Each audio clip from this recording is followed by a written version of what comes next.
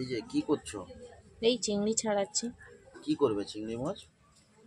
ওই কি করি দেখি, চিংড়ি মাছ দিয়ে ছাড়িয়ে নিই আগে। আর এইদিকে দেখো পাট শাক কেটে রেখেছি, পাট শাকের বড়া হবে।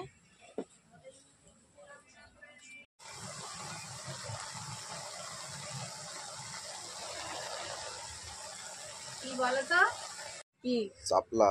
তোমার ফেভারিট তো? তো এইটাই দিয়ে চিংড়ি দিয়ে করবো, আর পাট শাকের বড়া আর মাংস চলবে তো? পাট শাকের বড়া হবে আর চিংড়ি দিয়ে কি হবে দেখবে, দেখো এখানে করা। তোরা বলো তো, এটা এইটুকুনি, এটা কত গ্রাম চিংড়ি হতে পারে? কোনি চিংড়ি তো কি হয়েছে, এটা এইটুকুনি নাকি? এ তো অনেকটা। কি খাবে মানে, চচ্চড়িতে দেবো কতটা দরকার?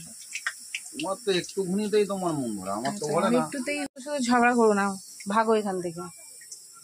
আর দেখো আমি শাপলাটা সেদ্ধ করে নিয়েছি। সেদ্ধ করতে লাগে না, আমি একটু জলটা মেনে নিয়েছি।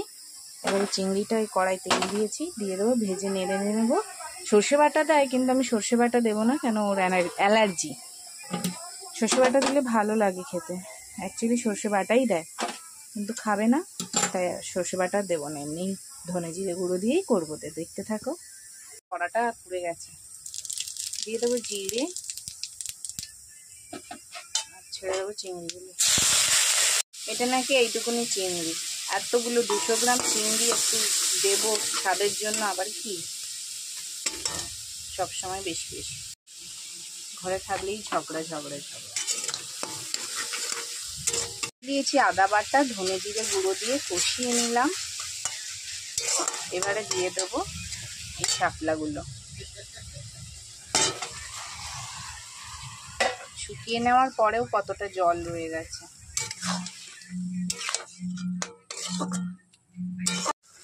দেখো শাপলা রান্না হয়ে গিয়েছে আমার।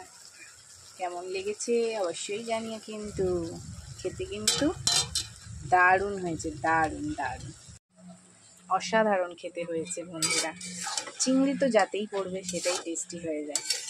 চলো, আমার শাপলাটা তৈরি হয়ে গিয়েছে, নেক্সট রান্নায় চলে যাই।